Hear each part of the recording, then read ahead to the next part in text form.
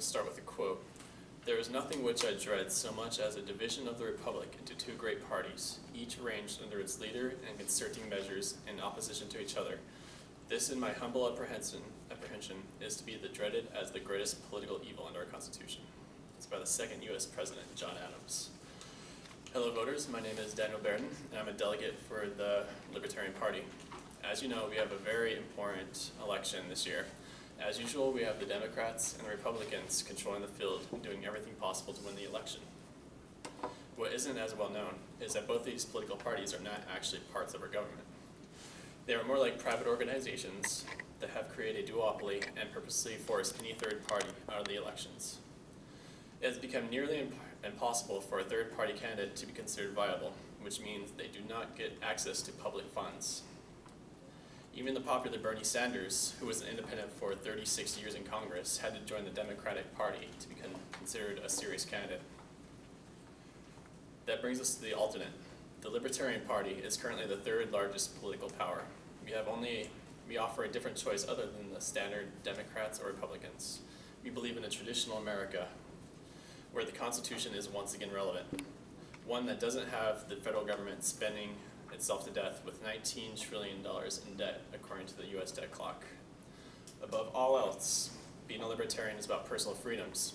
A quote from the Libertarian website says, "Let peaceful, honest people decide for themselves what to eat, drink, read, or smoke, how to dress, medicate themselves, or make love without fear of criminal penalties."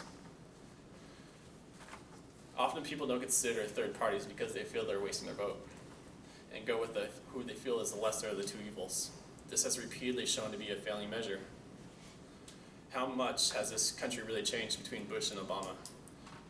We are still entangled in the Middle East. Drones are killing more people than ever. Average pay has remained flat. The healthcare system is still a mess. There were no prosecutions on Wall Street after the recession.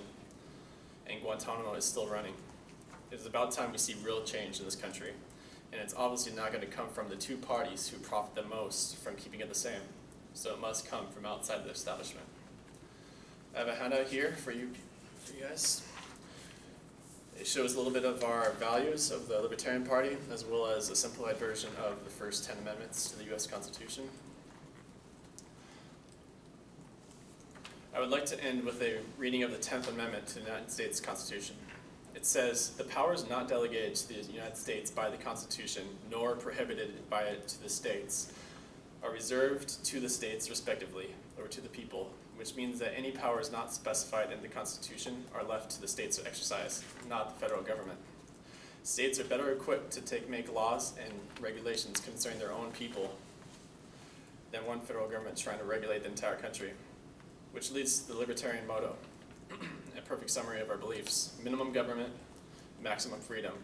So when you go to the polls on election day, remember that if you're not happy about the current state of affairs in our country, there are better alternatives to those than who brought us to this point. Do I have any questions?